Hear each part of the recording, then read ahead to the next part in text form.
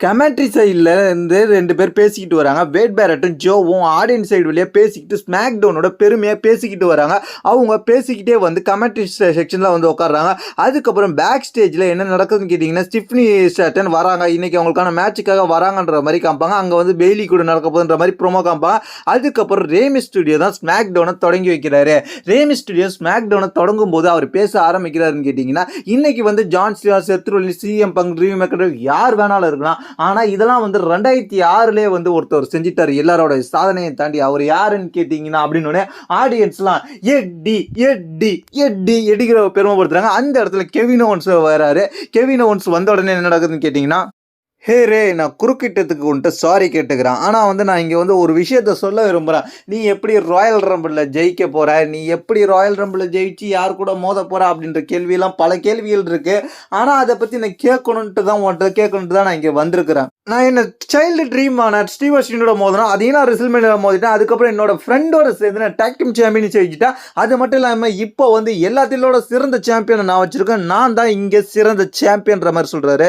ஆனால் நீ சிறந்த சாம்பியன் இல்லை கெவின், கோடி தான் சிறந்த சாம்பியன். ஆனால் எனக்கு ஒரு ஆசை இருக்கிற ரேமி ஸ்டுடியோ, எல்லாத்தையும் நான் செஞ்சுட்டேன். ஆனால் உன்னை கூட மோதலை, உன் கூட மோதி நான் இன்னைக்கு ஜெயிக்கணும், அது என்னோட ஆசை அப்படின்ற மாதிரி சொல்லுவார். அதுக்கப்புறம் அவங்க 2 பேரும் அடிச்சுப்பாங்க. இன்னைக்கு நைட்டு ஒரு மேட்சை கன்ஃபார்ம் பண்ணிடுவாங்க.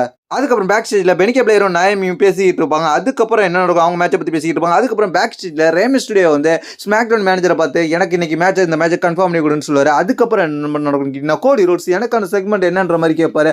அதுக்கு அவர்கிட்ட கொடுத்து அதை வாங்கி பார்ப்பாரு. அதுக்கப்புறம் என்ன நடக்கும்னு கேட்டிங்கன்னா, மேட்ச் நடக்கும். அந்த மேட்ச் யார் யாருக்குன்னு கேட்டிங்க, Bianca Belair and Naomi versus Candice LeRae and Nia Jax, இவங்களுக்குள்ள ஒரு டாக் டீம் மேட்ச் நடக்கும். இந்த மேட்ச்சில் யார் வின் பண்ணணும்னு கேட்டிங்கன்னா, பெனிகே பிளேயர் அண்ட் நயோமி இந்த மேட்ச்சில் வின் பண்ணிடுவாங்க. அதுக்கப்புறம் வந்து என்ன நடக்கும்னு கேட்டிங்கன்னா, இந்த மேட்ச் இவங்க ஜெயிச்சதுக்கப்புறம் அடுத்த மேட்ச்சுக்கு நம்ம போயிடும். அடுத்த மேட்ச் என்ன நடக்கும்னு கேட்டிங்கன்னா, பேக் ஸ்டேஜில் ஒரு சின்ன கலவரம் மாதிரி நடக்கும். பேக் ஸ்டேஜில் பைப்பர் நிவினும் சில்சா கிரீனும் பேசிக்கிட்டு இருப்பாங்க. அந்த இடத்துல பீஃபேப்பும் அதுக்கப்புறம் வந்து அவங்களுக்குள்ள ஒரு மிச்சினும் ஒரு கான்ட்ரவர்சியை உருவாக்குவாங்க. அதனால் அந்த இடத்துல 2 பேருக்கும் ஒரு கான்ட்ரவர்சி உருவாகிடும். அந்த இடத்துல வந்து பீஃபேப்புக்கும் பைப்பர் நிவின் ஒரு மேட்சஸ் கன்ஃபார்ம் பண்ணிடுவாங்க. அந்த இடத்துல என்ன நடக்குன்னு கேட்டிங்கன்னா, பேக் ஸ்டேஜில் ஜிம்மி ஈசோ பேக் ஸ்டேஜ்லேருந்து என்ட்ரன்ஸ்க்கு வருவார். ஜிம்மி ஈசோ வந்த உடனே அதுக்கப்புறம் கார்மெலோ ஹைஸ் வருவார். ஜிம்மி ஈசோ வர்சஸ் கார்மெலோ ஹைஸ், இவங்க 2 பேருக்கும் மேட்ச் ஸ்டார்ட் ஆகும். இந்த மேட்சை பொறுத்த வரைக்கும் 2 பேரோட பர்ஃபார்மன்ஸ் நல்லா தான் இருந்துச்சு.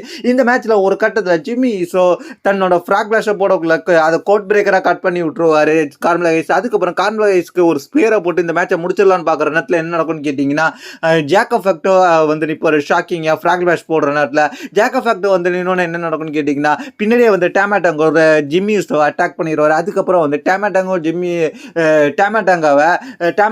ஜாக் ஃபேக்டோ சேர்ந்து ஜிம்மி ஈசோவை அட்டாக் பண்ணுவாங்க. 2 பேரும் அட்டாக் பண்ணோன்னு என்ன நடக்கும்னு கேட்டிங்கன்னா, கார்மெலோ ஹைஸையும் அட்டாக் பண்ணிட்டு அதுக்கப்புறம் சோலோசிக்கா ரிட்டர்ன் நடக்கும். சோலோசிக்கா என்ட்ரன்ஸ்லேருந்து வருவார். வந்தோடனே சோலோசிக்கா வெல்கம் பண்ணி பேசுவார். அவரை பற்றி நீங்கள் என்ன நினச்சிங்க, அவர் பெரிய ஆள் அப்படி இப்படின்னு பேசுவார் ஜாக் ஃபேக்டோ. அதுக்கப்புறம் வந்து மைக்கை கொடுத்து பேச சொல்லுவார். மைக்கை வாங்கினோடனே சோலோசிக்கா மைக்கை வாங்கிட்டு கீழே போட்டுட்டு அதுக்கப்புறம் வந்து ரிங் பெல் அனௌன்ஸ் பண்ணுற சைடு வழியாக அந்த இடத்துல கோட்டை கழட்டிட்டு அப்படியே இறங்கி போயிடுவார்.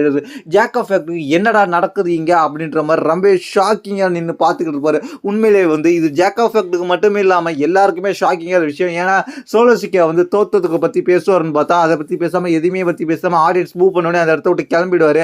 அதுக்கப்புறம் என்ன நடக்கும்னு கேட்டிங்கன்னா, ஸ்டேஜிலே இருந்த ஜாக் ஃபேக்டரி இதை பற்றி பேச ஆரம்பிப்பார். நீங்கள் என்னடா அவரை ட்ரோல் பண்ணிக்கிட்டு இருக்கீங்க, அவர் அந்த அளவுக்கு என்னடா செஞ்சுட்டாரு, அவர் ஆனால் அதெல்லாம் கண்டுக்க மாட்டார். ஆனால் வந்து இப்போ நான் சொல்கிறேன் அடுத்து என்ன நடக்க போகுதுன்னு, இனிமே ஏன் ஸ்டோரி தான் இங்கே நடக்க போகுது அப்படின்ற மாதிரி சொல்லி ஒரு பயங்கரமான ஸ்பீச் கொடுப்பாரு. அந்த இடத்துல ஸ்பீச் கொடுத்தனே அதுக்கப்புறம் என்ன நடக்கும்னு கேட்டிங்கன்னா, இனிமேல்ட்டு நான் தான் இங்கே ஆதிக்கம் செலுத்த போகிறேன்னு சொன்னேனே. எல்ஏ நைட்டு மியூசிக் வரும். எல்ஏ நைட்டு பின்னாடியே வந்து அட்டாக் பண்ணுவார்.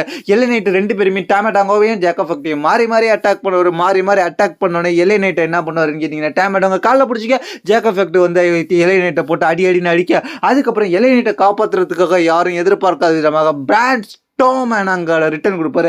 பிராண்ட் ஸ்டோமன் ரிட்டர்ன் கொடுத்தோன்னே அங்கேருந்து வந்து மேலே இருந்து டாப் ரோப்பில் இருந்து ஜாக் ஃபேக்டருக்கு சப்போர்ட் பண்ணுற விதமாக டேமாட்டோங்க குதிப்பார். டேமாட்டோங்க கேட்ச் பண்ணி அப்படியே வெளியே தூக்கி விட்டெறிவார் பிராண்ட் ஸ்டோமன் விட்டு எறிஞ்சிட்டு அதுக்கப்புறம் ரிங்குள்ளே போவார்.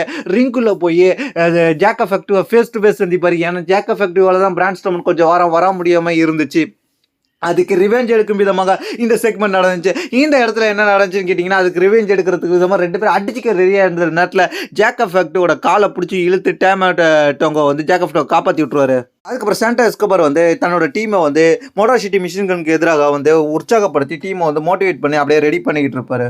அதுக்கப்புறம் டாக் டீம் மேட்சஸ்க்காக யார் வருவான்னு கேட்டிங்கன்னா மோட்டார் சிட்டி மிஷின் கன் வருவாங்க. அதுக்கப்புறம் வந்து லாஸ் கிராஸா வருவாங்க. இவங்களுக்குள்ள ஒரு டாக் டீம் மேட்சஸ் நடக்கும். இந்த டாக் டீம் மேட்சஸில் என்ன நடக்கும்னு கேட்டிங்கன்னா 2 டீம் நல்லா பர்ஃபார்மன்ஸ் பண்ணுவாங்கன்னு கேட்டிங்கன்னா நார்மலாக பண்ணிட்டு இருக்க நேரத்தில் என்ன நடக்கும்னு கேட்டிங்கன்னா பெட்டி இட்லி தேவையில்லாமல் உள்ற வந்து இந்த மேட்ச்சில் வந்து டிஸ்ட்ராக்ட் பண்ணுறேன்னு சொல்லி லாஸ் கிராஸா டீமை வந்து தோக்க வச்சிருவாங்க. இந்த மேட்ச்சில் வந்து லாஸ் கிராஸா டீமை தோத்த உடனே மோட்டார் சிட்டி மிஷின் கன்ஸ் இந்த மேட்ச்சில் வின் பண்ணிடுவாங்க. மோட்டார் சிட்டி மிஷின் கன் இந்த மேட்சை வின் பண்ணிட்டாங்க. அதுக்கப்புறம் என்ன நடக்கும்னு கேட்டிங்கன்னா பேக் ஸ்டேஜில் கெவின் ஓவன்ஸ் ரேமஸ் ஸ்டுடியோ டி-ஷர்ட்டை போட்டுட்டு பேக் ஸ்டேஜில் உட்காந்துருப்பாரு. இன்றைக்கான ஸ்டோரி அடுத்து என்ன நடக்க போகுது அப்படின்றத பார்த்துக்கிட்டு இருப்பாரு. அதுக்கப்புறம் வந்து பீஃபேப்புக்கும் பிப்பர் நீவனுக்கும் ஒரு மேட்ச் நடக்கும். இந்த மேட்ச்சில் வந்து என்ன நடக்கும்னு கேட்டிங்கன்னா பீஃபேப்பு பிப்பர் நீவனை வந்து ஜெயிக்க போகிற நேரத்தில் இந்த இடத்துல மேட்ச்சில் ஜெட்ஸா கிரீனும் பிப்பர் நீவன் சேர்த்து பீஃபேப்பை போட்டு அட்டாக் பண்ணுவாங்க. அட்டாக் பண்ணோடனே மிச்சின் வந்து ஹெல்ப் பண்ணுவாங்க. பீஃபேப்புக்கு ஒரு கேண்டி ஸ்டிக்கை எடுத்துகிட்டு வந்து அதுக்கப்புறம் வந்து பிப்பர் நீவனை போட்டு அட்டாக் பண்ணுவாங்க. அதுக்கப்புறம் என்ன நடக்கும்னு கேட்டிங்கன்னா மெயின் மேட்சான முக்கியமான மேட்சான மென்ஸ்க்கான முக்கியமான மேட்ச் ரேமஸ் ஸ்டுடியோ வர்சஸ் கெவின் ஓவன்ஸ் மேட்சுக்காக ரேமஸ் ஸ்டுடியோ ஃபர்ஸ்ட் வருவார். அதுக்கப்புறம் ஆடியன்ஸ் இல்லை லெஜெண்ட் உமன் ரெஸ்லரான விக்டோரியா உட்காந்துருப்பாங்க. இந்த மேட்ச் கெவின் ஓவன்ஸ் விக்டோரியா போய் செலிப்ரேஷன் பண்ணுற விக்டோரியா பூ பண்ணி தான் அனுப்புகிறாங்க கெவின் ஓவன்ஸ். அதுக்கப்புறம் என்ன நடக்குன்னு கேட்டிங்கன்னா ரேமஸ் ஸ்டுடியோ பொண்ணுகிட்ட போய் செலிப்ரேஷன் பண்ணுறாரு. ரேமஸ் ஸ்டுடியோ பொண்ணை தட்டி கொடுத்துட்டு போகிறாரு. அதுக்கப்புறம் வந்து என்ன நடக்குதுன்னு கேட்டிங்கன்னா Kevin Owens versus Remus studio இவங்களுக்கான மேட்ச். இந்த மேட்ச் வந்து ஸ்மாக் டவுனில் வைக்க வேண்டிய மேட்சே கிடையாது. ஒரு பேப்பர் வைக்க வேண்டிய மேட்ச், ஒரு தரமான மேட்ச். ஏன்னா ரேமஸ் ஸ்டுடியோ வந்து பவர் பாம் போட, கெவின் ஓவன்ஸ் ஸ்டன்னர் போட, ரேமஸ் ஸ்டுடியோ வந்து கெனடியன் டிஸ்ட்ராயர் போட பயங்கரமான மூமெண்ட்டாக இருந்துச்சு. அதுக்கப்புறம் டன்னரில் பின்லாம் கட் பண்ண அதுக்கப்புறம் ரேமஸ் 609 போட எல்லாருமே வந்து தரமாக செஞ்சாங்க.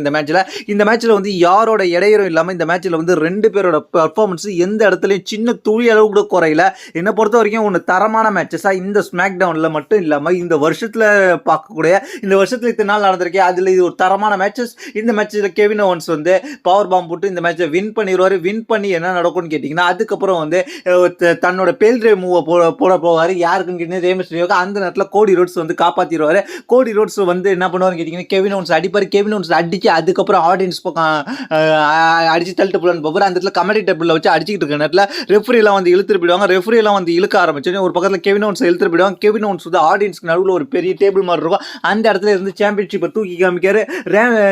கோடி ரோட்ஸ் வந்து அப்படியே ஸ்டேஜ் உள்ள இருந்துக்கிட்டு கெவின் ஓவன்ஸ் சண்டைக்கு அழைப்பார். பயங்கரமாக இருந்துச்சு இவங்களோட ஃபியூடு. அதுக்கப்புறம் என்ன நடக்கும்னு கேட்டிங்கன்னா இந்த இடத்துல பேக் ஸ்டேஜுக்கு போயிடுவாங்க. பேக் ஸ்டேஜில் என்ன நடக்கும்னு கேட்டிங்கன்னா கோடி ரோட்ஸை பார்த்து என்ன சொல்லுவாருன்னு கேட்டிங்கன்னா ஸ்மாக் டவுன் மேனேஜர் நான் சொல்கிறது நீங்கள் கேட்க மாட்டீங்க, நீனும் கையெழுத்து போட மாட்டேன் அவனும் கையெழுத்து போடுவார், உங்கள் 2 பேரும் கான்ட்ராக்ட் சைன் இந்த வர சாட்டர்டே நைட் மெயின் இவெண்ட்டில் நடக்குதுன்ற மாதிரி கன்ஃபார்ம் பண்ணிடுவார். அதுக்கப்புறம் என்ன நடக்கும்னு கேட்டிங்கன்னா பேக் ஸ்டேஜில் பெட்டி டெட்லியை பற்றி பேசிகிட்டு இருப்பாங்க. பெட்டி இட்லி டை டீம்கிட்ட பேசிக்கிட்டு இருப்பாங்க. அதுக்கப்புறம் என்ன நடக்கும்னு கேட்டிங்கன்னா main event women's championship match நடக்கும். இந்த மேட்ச் யார் யாருன்னு கேட்டிங்கன்னா டிஃப்னி சட்டன் வர்சஸ் பெய்லி இவங்க 2 பேருக்கான மேட்ச். இந்த மேட்ச் வந்து அந்த அளவுக்கு இன்ட்ரெஸ்ட்டாக இருந்துச்சுன்னு கேட்டிங்கன்னா இன்ட்ரெஸ்ட்டாக கிடையாது. இந்த மேட்ச் ஒரு ஆவரேஜான மேட்ச் தான். இந்த மேட்சை வந்து குயிக்காகவே முடிச்சிருக்காங்க. எதுக்கு இம்மா நேரம் ஒரு 1/2 மணி நேரத்துக்கிட்ட இழுத்துட்டு போனாங்கன்றது தெரியல. இந்த மேட்சை பொறுத்த வரைக்கும் வின் பண்ண போகிறது யாருன்றது எல்லாருக்குமே கிளியராக தெரிஞ்சிருச்சு. அதே போல் தான் யாரும் இன்டர்ஃபியர் ஆவாங்கன்னு பார்த்தா யாரும் இன்டர்ஃபியர் ஆகல. அது இந்த மேட்ச்சில் பொறுத்த வரைக்கும் என்ன ஆச்சுன்னு கேட்டிங்கன்னா டிஃப்னி ஷாட்டன் ஜெயிச்சு வின் பண்ணிட்டாங்க.